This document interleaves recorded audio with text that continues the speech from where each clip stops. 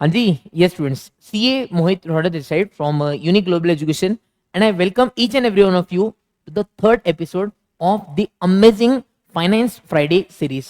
सबसे पहले तो यार I would like to thank you each and every one of you because जो हमारा फाइनेंस फ्राइडे सीरीज स्टार्ट करने का पर्पस था कि कहीं ना कहीं हम लोग जब फाइनेंस पढ़ते हैं तो हम लोग फाइनेंस कहीं ना कहीं जो बच्चे CFA के होते हैं वो तो कहीं ना कहीं फाइनेंस थियोरेटिकली एंड प्रैक्टिकली पढ़ लेते हैं, बट इंडियन कोर्स के जो बहुत सारे कोर्स के स्टूडेंट्स हैं ना, ईच एंड एवरीवन फेल्ट कि यार सर फाइनेंस तो बस हमारे लिए फॉर्मूला डालो और वैल्यू निकालो ऐसा बन के रह गया है। क्या प्रैक्टिकली फाइनेंस सीखा जा सकता है? तो उसके लिए we started with the series. तो इस सीरीज को आप सबने बहुत बढ़िया प्यार शो किया है, तो सबसे बहुत बहुत बहुत थैंक यू वेरी मच, है ना। We took very great two interesting topics. अगर किसी ने वो नहीं देखा तो आप जाके देख सकते हो। द फर्स्ट वन वाज कि जो ट्रम्प ने धमकी दी थी कि वो इंडिया पे 500% टैरिफ्स इंपोज कर देगा, one was on that. Second was जो सिल्वर की रैली हम लोग कॉन्स्टेंटली देख रहे हैं पिछले एक साल में, silver has given on an average 350% results, so the video on that. And now आज का सेशन हमारा जो होने वाला है बहुत इंटरेस्टिंग होने वाला है। दिल थाम के बैठिए, बहुत सारी नई चीज आपको पता चलने वाली है। तो make sure if you haven't till now subscribe the channel, please make sure to subscribe the channel. ये हम लोग CFA वाले चैनल पे ले रहे हैं, बट द थिंग इज कि ये सारे के सारे फाइनेंशियल कंसेप्ट हम सबको डे टू डे बेसिस पे इंपैक्ट करने वाले हैं। तो make sure you subscribe the channel right away. Make sure video को लाइक करते चलोगे। एंड चलो भाई let's start with the discussion. तो ये जो हमारा सेशन होने वाला है, this session is gonna be on the much talked about thing of the town, that is the India EU FTA, that is the free trade agreements। जैसे कि आप सबको पता होगा कि on this 27th of January के दिन India में जो मीटिंग कंडक्ट हुई थी, that was between the India and the EU president. उस मीटिंग में अ फ्री ट्रेड एग्रीमेंट वो साइन। अब सर ये सबसे पहले EU क्या होता है, फ्री ट्रेड एग्रीमेंट क्या होता है, इस फ्री ट्रेड एग्रीमेंट से इंडिया को कितना बेनिफिट होने वाला है, यूरोपियन यूनियन को कितना बेनिफिट होने वाला है, ओवरऑल ये सारी की सारी चीजें मैं आपको डिकोड करके बताने वाला हूँ। तो make sure you stay in this video till the very and. सबसे पहले जैसे कि आप देख सकते हो EU की अगर हम लोग बात करते हैं, इंडिया तो हम सबको पता है। Talking about EU stand for the European Union. Because तो आइडियली क्या है ना, जो यूरोपियन यूनियन है, as you can see European Union के बहुत सारे मेंबर स्टेट्स हैं। जैसे कि आप यहाँ पर देख सकते हो यूरोपियन यूनियन के 27 कंट्रीज जो मेंबर स्टेट्स है। बिकॉज आइडियली हर कंट्री के साथ जो हमारे ट्रेड डील्स होते हैं, जो टर्म्स होते हैं, जो नेगोशिएशन होते हैं, वो अलग अलग बनते हैं। बट यहाँ पर एक एग्रीमेंट वो साइन बिटवीन EU, मतलब क्या, इस एग्रीमेंट की जो भी टर्म्स एंड कंडीशंस है, EU के जितने भी मेंबर कंट्रीज है, on an average you can see here 27 countries है as of now. The countries are Austria, Belgium, Bulgaria, Croatia, Cyprus, चेक Republic, Denmark, Estonia, Finland, France, Germany, Greece, Hungary, Ireland, Italy, Latvia, Lithuania, Luxembourg, Malta, Netherlands, Poland, Portugal, Romania, Slovakia, Slovenia and Spain and Sweden. तो लगभग ऐसे 27 members हैं। And we can say कि if we sign an FTA with EU, मतलब ये जो trade agreement के जो रूल्स होंगे, ये जो ट्रेड एग्रीमेंट की जो भी कंडीशंस होंगे, ये सारे के सारे इन 27 कंट्रीज को साथ में कंप्लाई करना पड़ेगा। इसी से एक तरीके से एक एग्रीमेंट हो गया, लेकिन it's an agreement with all the 27 countries. अब ध्यान दोगे सर, FTA क्या है ना, FTA stand for the free trade agreement.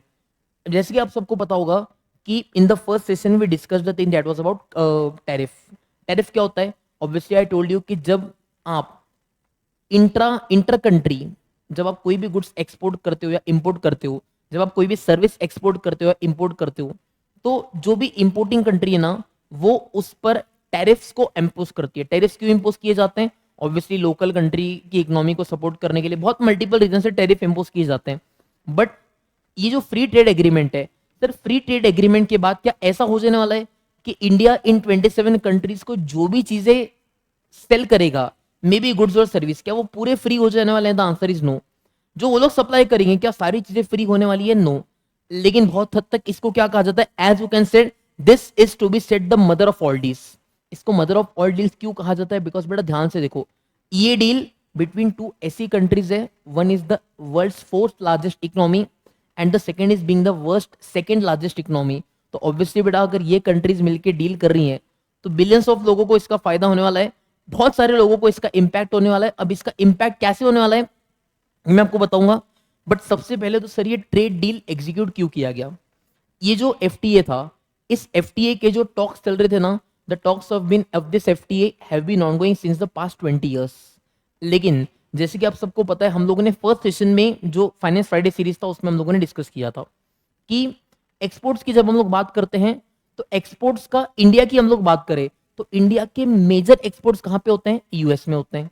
Same applies for European Union as well. European Union के बहुत सारे एक्सपोर्ट्स कहाँ पे होते हैं? यूएस में।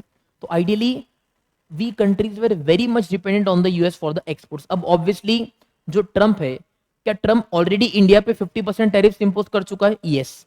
प्लस ट्रम्प ने 15 दैट इज 15% टैरिफ्स इंपोज कर दिए on the European Union countries as well, because Trump believes की जो ईयू कंट्रीज है दे आर सपोर्टिंग किसको? जो ईयू कंट्रीज है दे आर सपोर्टिंग कौन है? ये रशिया, यूक्रेन ना, they are supporting Ukraine.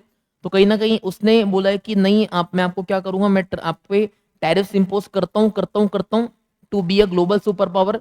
But कहीं ना कहीं India and EU felt need, क्या नीड फेल्ट हुई कि यार हम लोगों का तो यूएस पे ओवर डिपेंडेंसी बहुत ज्यादा है। अब जो कि हम लोगों का यूएस पे ओवर डिपेंडेंसी बहुत ज्यादा है, कल जाके अगर ईयू, कल जाके अगर यूएस टैरिफ्स इंपोज करेगा, चाइना तो वैसे कि आप सबको पता है बहुत सेल्फ सस्टेनेबल है, तो हमको अगर ग्लोबल ट्रेड्स करने हैं तो इसीलिए India and EU came up with the free trade agreement. इस फ्री ट्रेड एग्रीमेंट के टुवर्ड्स बहुत सारे जो गुड्स एंड सर्विसेज यहाँ से वहां सप्लाई होते हैं, उन पे जो टैरिफ्स हैं, उन टैरिफ्स को बहुत सारों को कट करने की बात हुई है, या बहुत सारों को सब्सटेंशियली रिड्यूस करने की बात हुई है। अब वो कौन से गुड्स होंगे, उससे इंडिया को, ईयू को कैसे बेनिफिट होगा, ये सारी की सारी चीजें हम लोग इस सेशन में देखने वाले हैं। सो मेक श्योर आप सारे के सारे बच्चों इस सेशन में टिल द वेरी एंड, है ना, टिल द वेरी एंड सारे के सारे बच्चों इस सेशन में आप क्या करोगे, इस सेशन में आप बने रहोगे, ठीक है। जैसे कि आप यहाँ पे देख सकते हो बेटा, अगर मैं एज ऑन डेट बात करूँ, एज ऑन डेट बेटा अगर मैं डेटा की बात करूँ ना, डेटा में यू कैन चेक जो मेरा लास्ट ईयर था that was in the year 2024-25। India और ईयू के बीच में on an average 137 billion dollar के गुड्स जो है वो ट्रेड हुए थे। इसमें ऑब्वियसली इंडिया के एक्सपोर्ट्स भी आ गए एंड इंडिया के इंपोर्ट्स भी आ गए। तो India on an average last year, India ने on an average 76 billion dollar के गुड्स जो है वो एक्सपोर्ट किए थे एंड 61 बिलियन डॉलर के जो गुड्स है वो इंपोर्ट किए थे, जिसकी वजह से we become their third largest trading partner. अब सर ऑब्वियसली जो हाईलाइट हो रही है that is about tariff cut, जो हाईलाइट हो रही है कि गाड़ियों के प्राइसेस सस्ते हो जाएंगे। तो सबसे पहले बताते हैं कि सर जो इंडिया है, इंडिया कौन सी चीजें ईयू कंट्रीज को सप्लाई करता है जिन पे टैरिफ जीरो? बिकॉज आइडियली आप मुझे बताओ ना, अगर टैरिफ जीरो हो जाएंगे तो क्या इंडिया के गुड्स वहां पे सस्ते बिकेंगे? यस। अगर इंडिया के गुड्स वहां पे सस्ते बिकेंगे and same applies for that, अगर वहां के गुड्स यहाँ पे सस्ते बिकेंगे बिकॉज ऑफ नो टैरिफ्स, तो अगर वो गुड्स का डिमांड ज्यादा है तो क्या ऑब्वियसली दोनों के दोनों इकोनॉमिक्स के लिए अच्छा होगा ना? Answer is yes. And anyways FTA कभी भी किसी एक कंट्री के बेनिफिट के लिए नहीं होता है, it is for the benefit of the economy of both the countries aligned, है ना। तो जैसे कि आप यहाँ पे देख सकते हो बेटा, अगर मैं इंडिया एंड ईयू की बात करता हूँ, चेक करोगे European union imports from India, हम लोग यूरोपियन यूनियन को क्या क्या एक्सपोर्ट करते हैं चेक करो। जैसे कि हम लोग लास्ट ईयर का डेटा देख पा रहे हैं, ऑन एन एवरेज 12.68 बिलियन, मतलब वी मेजरली एक्सपोर्ट क्या, we majorly export electrical and electronic equipment, organic chemicals, mineral fuels, oils, distillation and products, machinery, iron and steel, pharmaceutical products, pearls, precious stones, metals and coins, apparels, vehicle other than trainway और tramway, articles of iron and steel, rubbers, ये सब हम लोग इतना export करते हैं। And कौन सी चीजें हैं जो इंडिया इंपोर्ट करता है?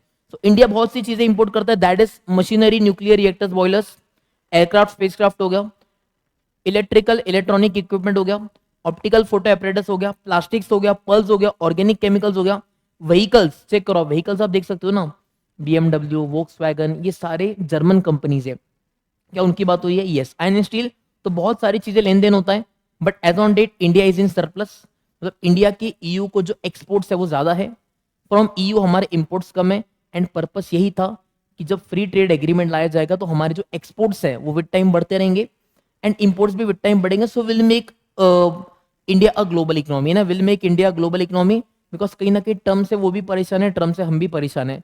तो एक तरीके से वैसी बात हो गई है बेटा, दुश्मन का दुश्मन दोस्त।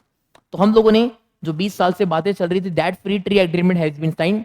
ऑब्वियसली ये जो ट्रेड एग्रीमेंट है, क्या इसको फुल्ली इंप्लीकेशन में लाने के लिए थोड़ा टाइम लगेगा? The answer is yes. वहां के पार्लियामेंट अप्रूव करेंगे, यहाँ पे अप्रूव आएंगे, तो इट विल टेक ग्रेजुअली 2 से 3 सालों का समय लगेगा बट क्या ये 1/4 ऑफ द वर्ल्ड पॉपुलेशन को इंपैक्ट करने वाला है? यस। क्या ये बहुत हद तक हमको इंपैक्ट करेगा? The answer is yes. अब देखो यहाँ पर अगर लोग बात करते हैं, as you can see here, I open the Telegram here and देख सकते हैं बेटा कि टैरिफ्स जो मैं बात करता हूँ, अगर हम लोग इंडिया की इंपोर्ट्स की बात करें, मदर ऑफ ऑल डील्स क्यों बोला जा रहा है? मोस्ट इंपॉर्टेंट बेटा जो हेडलाइन बनी है, that is the luxury cars. जो luxury cars on an average बोला है कि सारी लग्जरी कार्स को नहीं आने देंगे, maximum 2,50,000 car units per year हम लोग अलाउ करेंगे, लेकिन जो आज की तारीख में 110% की ड्यूटी लगती है, मतलब 100 रुपए की चीज के लिए 110% तो ड्यूटी लगती थी, क्या अभी इनिशियली उस ड्यूटी को कम करके 40% कर दिया जाएगा? यस। एंड फ्यूचर में क्या उसको 10% कर दिया जाएगा? यस। तो आप मुझे बताइए, आज की तारीख में मान लीजिए कोई BMW की कार 2 CR की आ रही थी, ड्यूटी कम होने की वजह से क्या अभी इमीडिएटली उसके प्राइसेस 40% के आसपास तक 30-40% रिड्यूस हो जाएंगे? यस। एंड बाद में अगर वो सिर्फ 10% रह जाता है, तो price benefits can be on an average 50%, मतलब 2 करोड़ की कार लगभग 1 से 1.25 करोड़ में आ जाएगी। उसके बाद इंडिया पे, जो इंडिया में हम लोग वहां से वाइन्स एंड स्पिरिट्स करते हैं, जिसपे 150% टैरिफ था, उसको 20% पे लेकर आने हैं। मेडिकल डिवाइसेस जिसपे 20% टैरिफ लगता था, उस पर 0 टैरिफ है। उसके बाद गवर्नमेंट फूड जो है 50% टैरिफ था, 0 हो चुका है। इंडस्ट्रियल कैरियर पे 0% टैरिफ है। लग्जरी फैशन पे 35% से 10% टैरिफ लेके आ रहे हैं। फ्रेश फ्रूट्स पे 50% से 15% टैरिफ लेकर आ रहे हैं। फिर से बोल रहा हूं बेटा, सारी की सारी चीजों पे हम लोगों ने अभी तक FTA साइन किया है क्या? नहीं। लेकिन फिर भी जैसे कि मैं डेटा देख रहा था ना, as you can see here, will play on the data, है ना।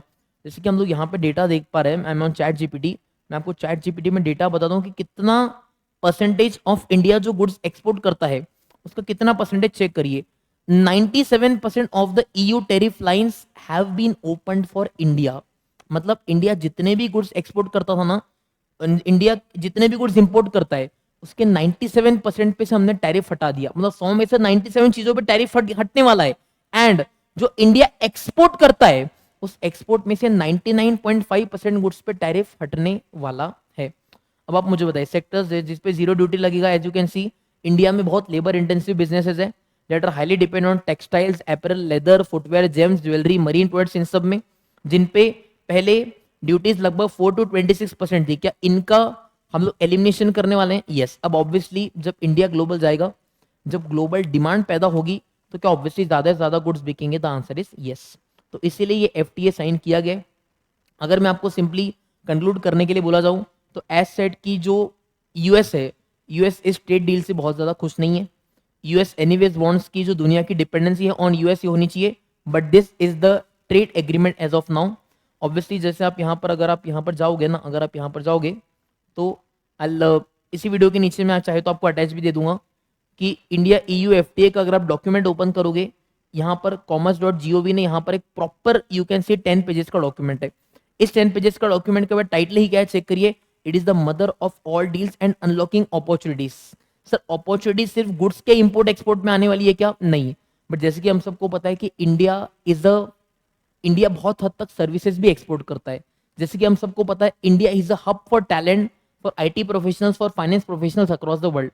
तो उससे रिलेटेड भी बहुत सारी चीजें हो गई हैं, जिसकी वजह से for Indian candidates to get into the European Union countries, to get a job there, to get the education there, क्या कंपैरेटिवली सिंपल होने वाला है? The answer is yes. Check करिए, जो कंबाइंड मार्केट है, इतना ये सारी की सारी चीजें बोली गई हैं, आप यहां पर जाके पढ़ सकते हो। चेक करिए ना, 90.7% ऑफ इंपोर्ट्स टैरिफ क्या होने वाले हैं बेटा? हटने वाले हैं। बचे हुए गुड्स पे सिर्फ बहुत मिनिमल टैरिफ रहने वाला है। एक मेजर मैं आपको बताऊं बेटा, तो जो एग्रीकल्चर प्रोडक्ट्स है ना, एग्रीकल्चर प्रोडक्ट्स पे भी अभी टैरिफ रिड्यूस नहीं हुआ है, because anyways the government wants कि देश का अगर किसान ही नहीं बचेगा तो क्या बचेगा, तो he wants the to be self sustainable. तो इसीलिए एग्रीकल्चरल प्रोडक्ट्स पे बहुत ज्यादा टैरिफ नहीं इंपोज किया गया है, बहुत ज्यादा FTA का फायदा नहीं मिला है। लेकिन फिर भी लगभग 90 to 95% ऑफ द गुड्स पे इंडिया को बेनिफिट मिला है। तो ऑब्वियसली ये जो FTA है, it is for the benefit of both the countries. चीजें फ्यूचर में सस्ती होने वाली है, एंड जिसके इम्पैक्ट बेटा हम लोगों ने स्टॉक मार्केट में भी देखे।